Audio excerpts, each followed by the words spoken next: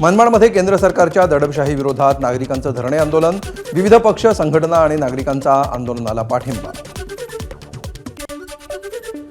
भंडाऱ्यामध्ये आमदारांच्या घरासमोर ओबीसी संघर्ष समितीचं ढोल बजाव आंदोलन। ओबीसींसाठी जनगणनेमध्ये स्वतंत्र कॉलमच्या मागणीसाठी 70 दिवसांपासून साखळी उपोषण।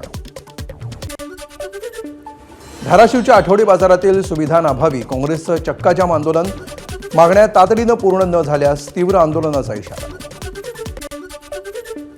सांगली जिल्ह्यामध्ये वाढीव वीज बिलांमुळे सर्वसामान्यांची आर्थिक कोंडी, स्मार्ट मीटर बदललं नाही तर राज्यव्यापी आंदोलन करणार, तुकाराम बाबा महाराजांचा इशारा।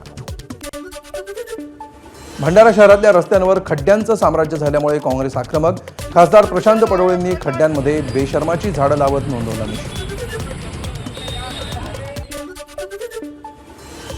ओबीसी नेते लक्ष्मण हाके नवीन पक्ष काढणार, नव्या पक्षाचं नाव ओबीसी जनता पार्टी ठेवणार असल्याची हाकेंची माहिती। ओबीसींच्या प्रतिनिधित्वासाठी आगामी निवडणुका लढवण्याचा हाकेंचा निर्णय। पुण्यातील बांधकाम व्यावसायिक खलील शेख यांच्या आत्महत्येनंतर धंगेकर पती पत्नी नॉट रिचेबल, अटकेची टांगती तलवार असल्यामुळे दोघंही नॉट रिचेबल। अमरावतीमध्ये बोगस सोयाबीनच्या तब्बल 1638 तक्रारी, पालकमंत्री चंद्रशेखर बावनकुळेंनी खडे बोल सुनावल्यानंतर कृषी विभाग ॲक्शन मोडवर, 13 बोगस कंपन्यांविरोधात तब्बल 38 गुन्हे दाखल। अयोध्येमध्ये राममंदिर ट्रस्टची 22 जुलैला महत्त्वपूर्ण बैठक, व्यवस्थापन समित्यांच्या पुनर्रचनेसह SIT अहवालावरही होणार चर्चा, अहवालातील निष्कर्षांनुसार पुढील निर्णय घेण्याची शक्यता।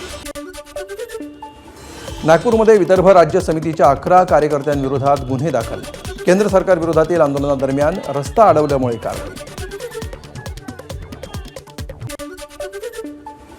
बीडच्या परळीमध्ये राजकीय वैमनस्यातून 29 वर्षीय तरुणावर जीवघेणा हल्ला, नगरसेवक नितीन रोडेच्या इशाऱ्यावर लोखंडी रॉड आणि कोयत्यानं मारहाण केल्याचा आरोप।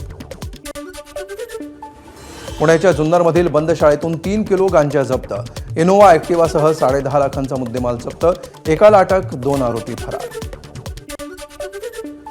जालन्यातील अंबड तहसील कार्यालयाजवळच्या 5 ते 6 दुकानांना भीषण आग, घटनेमध्ये आजूबाजूच्या दुकानांचंही प्रचंड नुकसान, आगीचं कारण अद्याप अस्पष्ट असल्याची माहिती।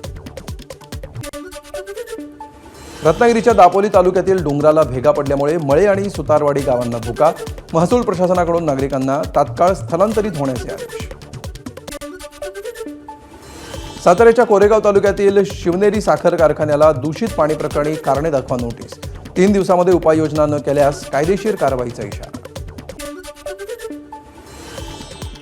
साताऱ्याच्या महाबळेश्वर तालुक्यातील नावली गावामध्ये मंत्री मकरंद पाटलांकडून नुकसानग्रस्त भागाची पाहणी, प्रशासनाला तातडीनं उपाययोजना करण्याचे आदेश दिल्याची मकरंद पाटलांची माहिती।